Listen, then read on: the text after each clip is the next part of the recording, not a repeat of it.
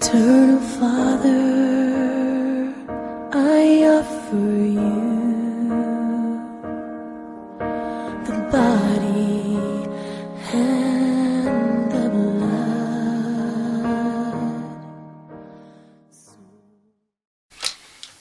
Basi ni asubuhi njema ambayo Mungu tena ameandaa ili nikapate hii fursa tena ya kuwasiliana nawe moja kwa moja kupitia runinga ya Lulu TV.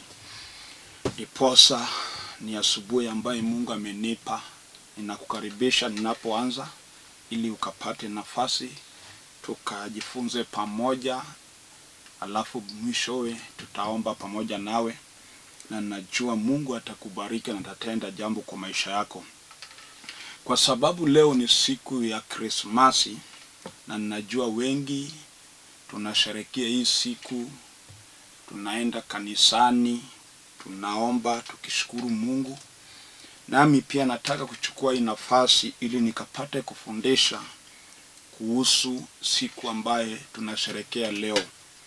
Ninajua wengi tumesoma Biblia na tunaelewa ya kwamba kuzaliwa kwa Kristo Yesu hatujapewa tarehe ama mwezi, na ndiposa Wakristo walichukua hii siku na tarehe ikawa siku ya kusherehekea kwa kuzaliwa kwa Kristo Yesu. Ndiposa tutajifunza pamoja, kwa sababu tutasoma vile Isaya alitabiri vile Kristo atazaliwa na yale itafanya azaliwe ulimwenguni. Ndiposa nataka uchukue Biblia yako ili ukakae chini, tutasoma pamoja na tutajifunza pamoja. Kwa majina, mimi ni Askofu Abol. Mimi ni askofu wa kanisa ambayo inaitwa A Father of Holy Trinity. Sasa ninaishi Nairobi hapa, na ninahudumu hapa Nairobi pale Kibera Olympic, ndio mahali ninaishi, na kanisa pia iko pale Kibera.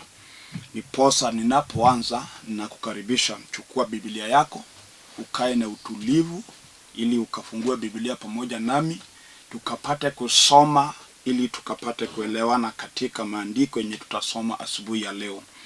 Na baadaye najua tutachukua hii nafasi ya kuomba na kushukuru Mungu, kwa sababu wengi tulianza hii mwaka lakini wengine wametuacha. Mungu ametupenda, ndio sababu tumefika siku ya leo. Kuna wengi hata walitarajia kusherehekea hii siku pamoja na sisi, lakini kwa bahati mbaya wengine wameaga, wengine wako hospitalini, wengine wameshikwa wako gerezani, wengine wako na shida tofauti. Lakini we nami Mungu ametupa uhai, inafaa tumshukuru, tumuinue, kwa sababu ni Mungu mwenye uwezo na mamlaka. Leo hii nataka tusome katika kitabu cha Isaya. Tutasoma katika kitabu cha Isaya chapter 9, na tutaanza kuanzia mstari wa 6. Tusome katika Isaya 9 mstari wa 6. Tutasoma mpaka mstari wa 7.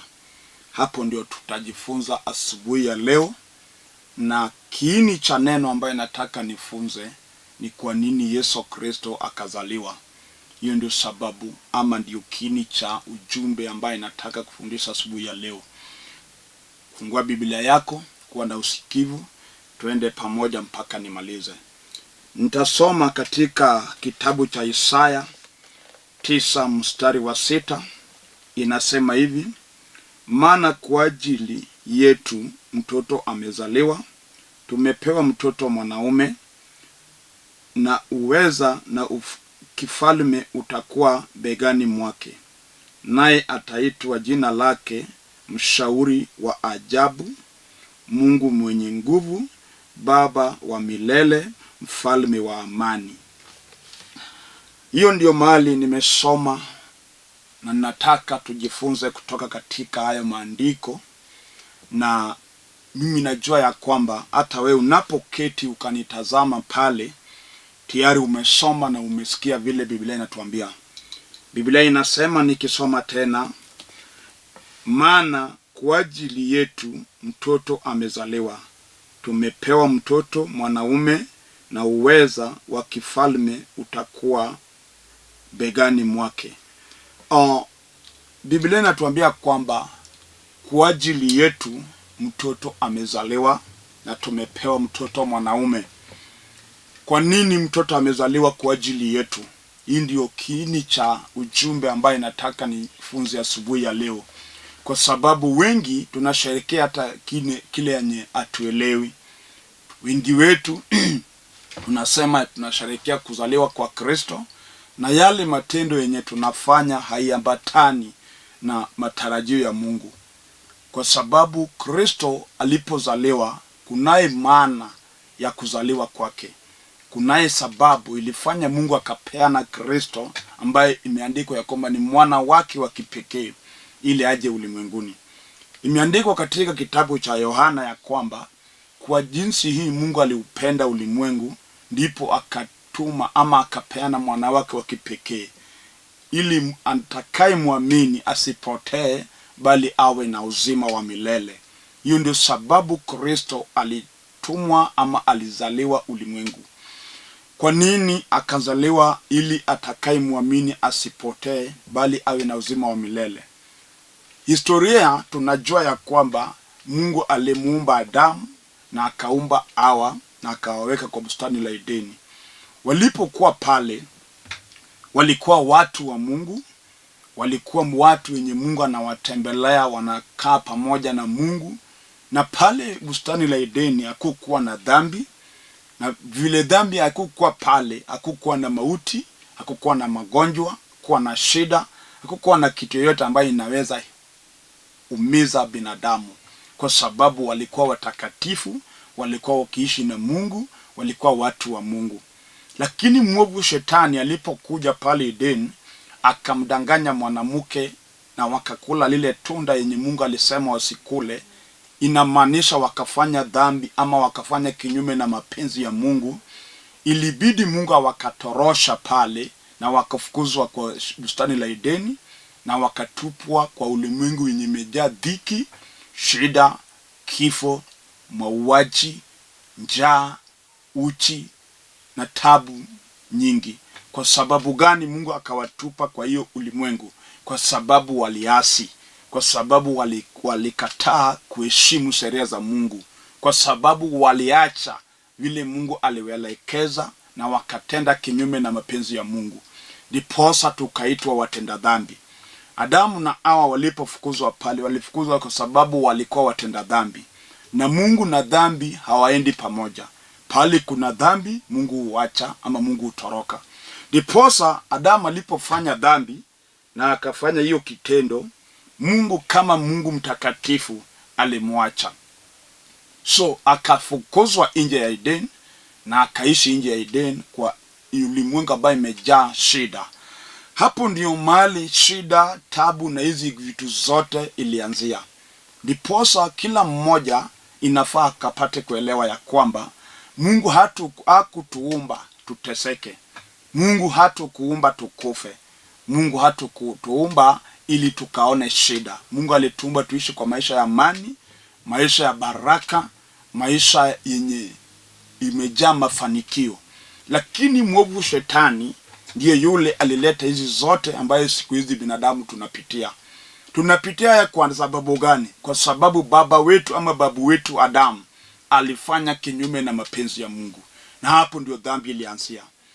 Dhambi ilipoingia kwa maisha ya binadamu, Mungu aliacha binadamu, tukawa tunaishi maisha ya shida. Na Mungu kwa sababu alipenda binadamu, hiyo ndio sababu imeandikwa kwa jinsi hii Mungu alipenda ulimwengu. Ulimwengu si wanyama, ulimwengu si magari, ulimwengu si nyumba za ghorofa yenye tunajenga, ulimwengu ni binadamu. Mungu alitupenda kwa jinsi hii ndio akatuma mwana wake wa kipekee, ili atakaye muamini asipotee bali awe na uzima wa milele. Yesu alitumwa ili akuja tukomboe kwa dhambi yenye Adamu na Hawa walifanya pale bustani la Edeni. Na hii dhambi ikawa sasa kila mmoja akizaliwa anazaliwa akiwa mwenye dhambi, na ndiposa dhambi inazidi kuwa nyingi na mambo inakuwa mbaya. Hata tunapoishi wakati huu dhambi imeingia sana, na wengi tumeingia dhambi, tunafanya maovu, tunafanya mambo yenye hata saa zingine ukitazama unalia ya kwamba ulimwengu imeharibika. Kwa nini? Kwa sababu dhambi ilianza pale bustani la Edeni. Na Mungu akafikiria ni nini atafanya ili akarudisha wanadamu kwake, ili wanadamu wakarudi kwa watu wa Mungu. Mungu akafikiria vizuri, na kwa sababu Mungu mambo yake ni sambamba na kile amepanga lazima iwe ni kitu ya muhimu na yenye inaweza ikasaidia binadamu. Ndiposa Mungu akapanga vile ataokoa watu kutoka kwa minyororo ya shetani, vile ataokoa watu kutoka kwa dhambi, vile ataokoa watu kutoka kwa mauti na kifo, na akaamua kutuma Kristo mwana wake ili aje ulimwenguni ili akatuokoe. Kwa hivyo Yesu hakukuja ili tufanye raha yenye siku hizi ukiona watu wanasema wanasherehekea Krismasi, na yale matendo yenye watu wanafanya ni aibu hata kwa Mungu. Kwa sababu hata leo ni siku tunasema tunasherehekea kuzaliwa kwa Kristo, lakini ukienda baa utaona vile baa imejaa na mambo yenye inaendelea pale. Ni mambo yenye hata inafanya Mungu mwenyewe anakuwa na ghadhabu na watu. Kwa sababu kama ni siku tunasherehekea kwamba Kristo amezaliwa, inafaa tutende matendo yenye yanaambatana na mapenzi ya Mungu. Haifai tutende matendo ambayo inaambatana na mapenzi ya shetani, kwa sababu shetani ndio mwenye dhambi. Na leo, siku ya leo, utapata watu wataingia dhambini, watafanya dhambi, watu watafanya maovu. Famili mingi inaenda kuharibika hata siku ya leo, kwa sababu leo ndio utapata mwanamke ameacha watoto, ameenda kwa raha zake. Bwana amewacha bibi yake na watoto, ameenda kwa raha zake. Wengine watalewa mpaka wakai kama si binadamu. Hata wengine leo ndio siku yao ya kufanya usherati. Utafanya usherati leo, wametoka nje, wanauza mwili yao ili wakapate pesa kusherehekea Krismasi. Na hiyo haikuwa mpango wa Mungu. Yesu kuzaliwa haikuwa mipango ili tufanye raha. Ilikuwa ya kwamba tupate mwokozi mwenye atatuokoa kutoka kwa dhambi, mwenye atatuokoa kutoka kwa minyororo ya shetani. Na shetani bado ameingilia hii mambo na akatumia hii siku kama siku yenye anafanya naye watu kuwa watenda dhambi zaidi. Lakini tumesoma katika Biblia ya kwamba katika Isaya chapter 9 verse number 6, maana kwa ajili yetu mtoto amezaliwa, tumepewa mtoto mwanaume, na uweza wa kifalme utakuwa begani mwake. Kwa ajili yetu, kwa ajili ya dhambi zetu, kwa ajili ya matendo yetu, mtoto amezaliwa. Yesu Kristo amezaliwa kwa sababu ya dhambi zangu, ili mimi kama mtenda dhambi nikapate wokovu kutoka kwa Kristo Yesu. Mtoto amezaliwa na tumepewa mtoto mwanaume, na ufalme itakuwa begani mwake. Yeye ni mfalme ya wafalme wote.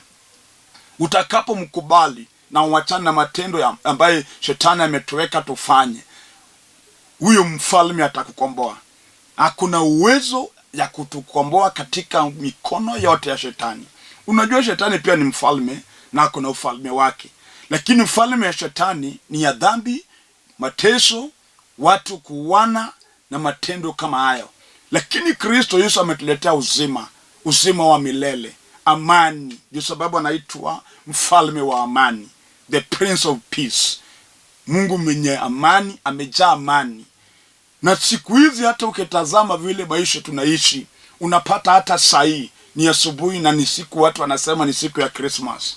Lakini hata we mama unatazama pale kwako, shetani amekunyang'anya amani na ndoa yako, amekunyang'anya amani hata na watoto wenye umewazaa, na hata una amani hata kwa maisha yako.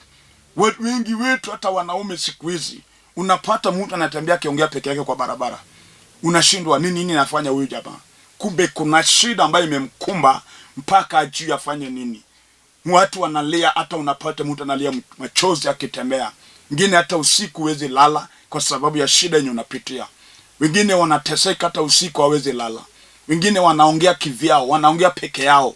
Unapata mtu amekaa kwa nyumba anaongea peke yake, ni kama akili imeruka. Sio ati amerukwa na akili, bali shida yenye anapitia, mateso yenye shetani anamweka ndio inafanya aongee peke yake. Labda saa hii nikiongea asubuhi mama, umefika mwisho mpaka unaona ujinyonge. Maisha yako unaona haina maana mpaka ukitazama hata watoto wako. Saa zingine unaongea kwa roho yako ili afadhali ukufe na watoto sababu ya shida yenye unapitia. Nakwambia asubuhi ya leo, kunaye mwana amezaliwa anaitwa Yesu Kristo. Utakapomkubali na upeleke shida zako mbele yake, nakwambia utakuwa na amani, kwa sababu alitumwa ili atukombee kutoka kwa shida na mateso ya shetani. Haijalishi unapitia hali gani, hata kama ni ugonjwa ndiye imekukumba, umegonjeka mpaka ujui nini inaendelea na maisha yako, unaona kifo kwa macho yako, hauna amani, unaona kama maisha yako yamefika mwisho, labda unasema kwa maisha yako hautakuwa mzima tena, na kuambia Kristo ni tumaini.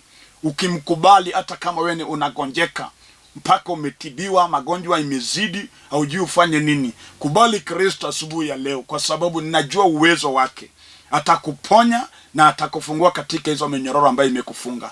Biblia inatuambia kwamba kwa ajili yetu mtoto amezaliwa. Yesu amezaliwa kwa ajili yako mama, kwa ajili ya shida yenye unapitia. Ndio sababu Kristo Yesu alizaliwa, ili ukapate kukombolewa. Lakini kwa nini tunateseka? Tunateseka kwa sababu tumekataa kukubali Kristo. Tumekataa kufanya mapenzi ya Mungu. Tumekataa kunyenyekea mbele za Bwana. Wengi tumekataa. Hata ninapohubiri asubuhi ya leo, kuna wengi wananitazama, lakini kwa moyo wao wameamua ya kwamba hawawezi okoka. Labda we baba umeketi asubuhi unanitazama pale, na ukiangalia maisha yenye unaishi ni aibu, maisha yenye haina furaha. Labda saa zingine nakuongeleza asubuhi ya leo, lakini shetani amekufunga kwa ulevi. Unalewa mpaka pesa yako haikusaidii. Kuna wale wanalewa mpaka hata yeye mwenyewe analia ulevi inapoisha kwa maini yake, kwa sababu shetani amemfunga. Akipata pesa, unapata pesa yake inaisha kwa ulevi. Sasa hii ni Desemba, watu wanarudi nyumbani, hata kama uko mjini, lakini utapata kwamba uwezi rudi nyumbani. Ukipata pesa, pesa yake inaisha kwa raha. Paka hata saa zingine fare tu ya kukupeleka kwenu imekushinda. Paka saa zingine kuna wengi wamezaa, wako na watoto mjini, mtoto alizaliwa mpaka amekuwa mkubwa, hajawahi pelekwa nyumbani. Unashindwa nini inaendelea na hii familia? Shetani ameshika hiyo familia. Labda baba ndiye amemweka kwa ulevi ama kwa usherati. Kuna wababa wenye wakipata pesa ni wanawake. Unapata mtu ameweka wanawake mpaka unashindwa ni nini baya na huyu baba. Si mapenzi yake, ni vile amefungwa.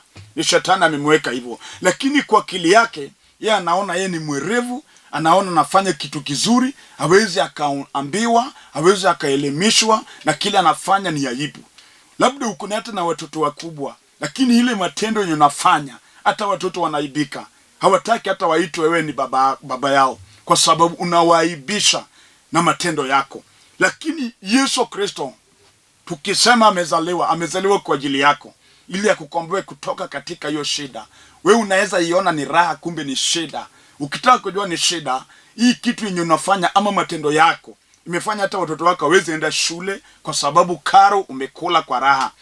Wewe hata saa zingine asubuhi ya leo nikihubiri, rent peke yake unadaiwa pesa mingi, na usia tupatangi pesa. Pesa unapata, lakini raha imechukua pesa yote, mpaka hata kulipa tu kodi ya nyumba umeshindwa.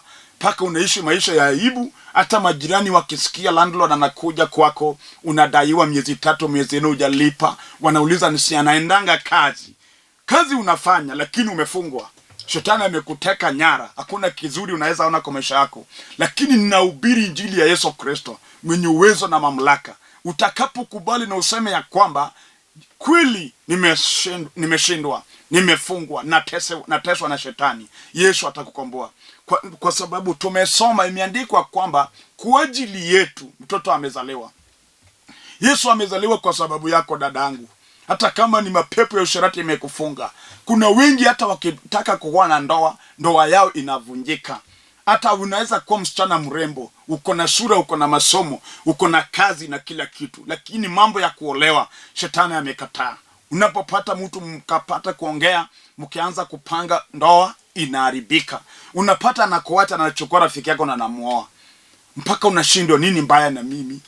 Uko na kila kitu, lakini mambo ya ndoa shetani amekataa. Kubali ya kwamba leo mtoto amezaliwa kwa sababu yako. Biblia inatuambia kwa ajili yetu mtoto amezaliwa. Amezaliwa kwa ajili yako wewe ambaye unaibika. Unatembea na aibu katikati ya wasichana wenzako. Hata ukienda nyumbani unaibika. Hata saa hii labda nahubiri na umerudi resafu, umerudi kutembelea wazazi, lakini ukikaa pale uko na aibu kati ya wenzako, kwa sababu watoto ambao wamezaliwa nyuma yako wameolewa, wanaishi kwa nyumba zao, lakini wewe yako imekataa. Biblia inatuambia kwamba mtoto amezaliwa kwa ajili yetu. Tumepewa mtoto mwanaume, na huyu ndio Yesu ambaye tunasema amezaliwa siku ya leo. Amezaliwa kwa sababu gani? Ili akapate kutukomboa, ili akapate kutuokoa, ili akapate kutuponya na magonjwa yameshinda madaktari. Leo asubuhi ya leo, haijalishi hata kama wewe ulifukuzwa na watu wako. Kuna watoto wenye wamefukuzwa hata na wazazi. Umekosa hata mahali ya kuingia. Unatembea huku na pale, huwezi pata amani. Umetafuta njia zote ya kusimama, imeshindikana. Leo mtoto amezaliwa kwa ajili yako. Kubali Kristo. Kukubali Kristo ni kukubali kuokoka, kuachana na dhambi ambayo shetani ameleta ulimwenguni. Hata kama wewe ni kijana, shetani anaweza kudanganya ya kwamba hiyo yote unafanya ndio inafaa. Lakini tazama vizuri, wenzako ama rika yako ama wenye waliingia hiyo tabia, maisha yao iko wapi? Wengine wamechukua tabia ya usherati, na siku hiyo usherati imeingia hata mambo mengine, hata machafu yenye hata kutamuka ni ngumu. Unapata mwanaume anaoa mwanaume mwenzake, ama analala na mwanaume mwenzake. Maovu yenye shetani ameleta ulimwengu siku hizi ni mabaya, lakini Kristo bado akona huruma, akona uwezo, na anaweza kukuokoa hata kama unafanya dhambi aina gani. Biblia inatuambia kwamba katika Isaya chapter 9 verse number 6, mahali tunasoma, Biblia inasema ya kwamba maana kwa ajili yetu mtoto amezaliwa, tumepewa mtoto mwanaume, na uweza wa kifalme utakuwa begani mwake. Yeye ataitwa jina lake Mshauri wa Ajabu, Mungu mwenye nguvu. Yeye ni mshauri wa ajabu. Hata kama we ni mjinga kiakili, ambapo matendo yenye unafanya inaonyesha kwamba we ni mjinga. Unajua kuna matendo yenye unaweza fanya uonekane mjinga, lakini wewe kwa akili yako unaona hiyo ndio akili ama ndio werevu. Mtu sasa, wewe ni mzee, uko na miaka mingi, uko na wajukuu, na bado matendo yako ni kama ya kijana mwenye ndio amefikisha miaka 20. Si kwako wewe unaona hiyo ni akili, lakini watu wakikuangalia vizuri wanaona ni ujinga. Lakini tuko na mshauri wa ajabu, anaitwa Yesu Kristo. Anaweza akakushauri na akuelimishe ili ukapate kujua ya kwamba yale unatenda si mazuri, ni aibu, na hata wewe mwenyewe unajiaibisha. Sai wewe ni mzee ama wewe ni baba ya watu, na bado unapatikana unaingia mambo yenye hata watoto wadogo hawafai kufanya, unajiaibisha. Na leo hii tumezaliwa mtoto kwa ajili yetu. Mtoto amezaliwa, tumepewa mtoto mwanaume, jina lake ni Mshauri wa Ajabu. Yeye anaweza shauri hata mtu mjinga ili awe na akili. Unaweza kuwa mtu unaheshimika sana watu wakikuona, lakini matendo yako ni aibu. Yale unafanya kisirisiri ni aibu. Lakini leo tumepata Mshauri wa Ajabu mwenye anaweza shauri hata kama wewe watu wenye wanakuona wewe ni mheshimiwa, lakini yale shetani anafanya kwa maisha yako inakufanya hata unakuwa mjinga, haufai, hata huwezi ongea mbele ya wenzako. Leo tumezaliwa Mshauri wa Ajabu. Kubali Kristo ukaone ile ushauri wake yenye atakushauri, na utatoka katika hiyo hali yenye unaishi, na maisha yake itakuwa maisha ya baraka, maisha takatifu. Ndio sababu Yesu akazaliwa. Biblia inatuambia kwamba kwa ajili yetu mtoto amezaliwa. Nani anaweza tazama maisha yake vizuri na akae chini aseme ya kwamba kama Kristo amezaliwa kwa ajili yangu, kubali leo nitaokoka, nitawachana na hizi mambo yote. Na kuambia siku ya Christmas, kama tunasherehekea siku ya kuzaliwa kwa Kristo, haifai siku hii ndio iwe siku ya kulewa. Haifai siku hii ndio iwe siku ya kufanya raha. Haifai siku hii ndio iwe siku watu wanaenda bar, watu wanapigana, wengine hata wanadunga wenzao kisu, wengine sijui wanafanya nini. Hii ni siku yenye inafaa, kama ni siku tunasherehekea ni ya kuzaliwa kwa Kristo, inafaa tuende mbele za Mungu, tukamshukuru, tukamwambia Mungu asante kwa sababu umetuma Mwokozi ili atukomboe katika shida, atukomboe katika dhambi, atukomboe katika mateso ya shetani. Haifai iwe siku yenye unafuata watu wameweka disco, watu wanadance, wanafanya mambo yao. Hapana, hii ni siku ya kuinua jina la Yesu. Hii ni siku ya kuinua Mungu, kwa sababu ili tuokoke ilichukua Mungu gharama ya kupeana mwana wake wa kipekee ili aje ulimwenguni akufe kifo ya aibu. Yesu alikufa kifo mbaya. Aliuawa msalabani. Alidungwa mikuki. Alisulubishwa na msumari kwa mbao. Yesu alikufa kifo ya ili akapata tukomboa. Na ndiyo posa siku ya leo inafaa tukumbuke vizuri ya kwamba Mungu amechukua hii fursa, amechukua hiyo gharama yote ili akapate kutuokoa. Ni siku ya kutukuza Mungu, siku ya maombi, siku ya kushukuru Mungu, ni siku ya kusaidia wenzetu wenye wako kwa shida. Leo hii ndio siku yenye hiyo pesa yenye unataka kwenda karibu kwa baa.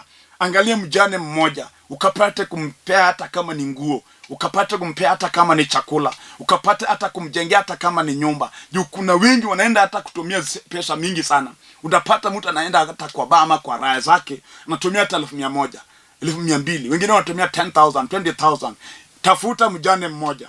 Hebu saidie na hiyo pesa ili akapate kuona raha hata naye siku ya leo. Tafuta hata yatima mmoja mwenye amekosa hata nguo. Unaona wewe unanunua nguo za bei, utavaa nguo za bei, na kuna yatima hana hata nguo, hana hata blanketi ya kujifunika, hana hata kalamu ya kwenda shule. Afadhali uchukue hiyo pesa ukosaidia huyo yatima, itakuwa ni baraka kwako na Mungu atasimama na maisha yako. Kwa sababu siku ya leo si siku ya raha, ni siku ya kukumbuka kuzaliwa kwa Kristo mwenye amezaliwa ili atakapate kutuokoa. Ndiposa asubuhi ya leo ninapomaliza ningependa nikushauri ya kwamba chukua hii siku ya leo iwe siku yako ya kushukuru Mungu, iwe siku ya kuomba, iwe siku ya kutafuta uso wa Bwana. Na ninataka niombe pamoja na kila mmoja. Hata kama umepitia hali gani hii mwaka, Kristo amezaliwa ili ukapate amani. Hata kama umepitia nini, hata nini nafanyika kwa nyumba yako ama kwa ndoa yako, leo nataka uwe na imani ya kwamba tutakapoomba, Yesu ambaye tunasherehekea siku ati amezaliwa, atavunja kila nguvu za giza kwa maisha yako. Ataharibu kila kazi ambayo shetani amekuwa akifanya katika maisha yako. Na leo utabaki kuwa huru na utashuhudia ya kwamba siku ya leo, siku ya Christmas, Yesu mwana wa Mungu amenitendea jambo kwa maisha yangu. Ndiposa nataka niombe na kila mmoja ambaye ananitazama asubuhi ya leo. Haijalishi unapitia hali gani. Tumesoma ya kwamba mtoto kwa ajili yetu mtoto amezaliwa, tumepewa mtoto mwanaume na ufalme itakuwa begani mwake, na ataitwa jina lake Mshauri wa Ajabu, Mungu mwenye nguvu, Mfalme wa Amani. Huyo ndiye jina yake. Ndiposa nataka uchukue hatua ya imani, kwa sababu nataka niombe pamoja na wewe. Haijalishi hata kama ni watoto ndio wanagonjeka, ama kazi ndio imeshindikana, ama ni nini, Mungu anaenda kutenda. Chukua nafasi, amini, tuombe pamoja na wewe. Tunaomba. Baba wetu, kwa jina kuu la Yesu ninakushukuru asubuhi ya leo. Asante Mfalme kwa sababu ya neno lako. Guza watu wako ambaye wameinamisha kichwa, wale wamepiga magoti chini mbele yako. Tazama huyu mama Mfalme amelia mbele zako kwa ajili amepitia mengi hii mwaka. Na kwa sababu leo tunakumbuka kuzaliwa kwa Kristo, ninakuomba Mfalme ukapate kumfungua. Fungua huyu msichana, fungua huyu kijana, huyu mzee na huyu nyanya Mfalme, na waweka mkononi mwako. Ukawatendee jambo ili jina lako likapate kuinuliwa. Asante Kristo kwa sababu wewe ni Mungu na umetenda makuu. Jina lako lipewe sifa. Na ni kwa jina la Yesu Kristo nimeomba na kuamini. Amen. Nimeshukuru Mungu mwenye tumemwomba. Nataka ukapate kuwa na imani na ukawe pia na amani ya kwamba Kristo ametenda. Na kwa sababu hiyo, chukua hii nafasi ya siku ya leo ya kutumikia Mungu wako. Na maliza nikirudia jina langu. Ninaitwa Askofu William Abol. Mimi natoka sehemu za Murmalanga, Alego, Siaya County. Sai ninaishi Nairobi, naishi pale Olympic Kibera, na pale Kibera ndio mahali ninahudumu, kanisa iko pale. Ukitaka kuja kanisani hata siku ya leo, chukua namba zangu za simu ziko hapa kwa screen, nipigie ili nikuelekeze vile utafika kanisani. Niko kanisani siku ya leo, tukutane, tuombe, tushukuru Mungu. Namba yangu ya simu ni 0721280025, 0721280025. Airtel number ni 0782495083. Mungu awabariki sana, muwe na siku njema. Tuonane Jumapili ijayo. Shalom.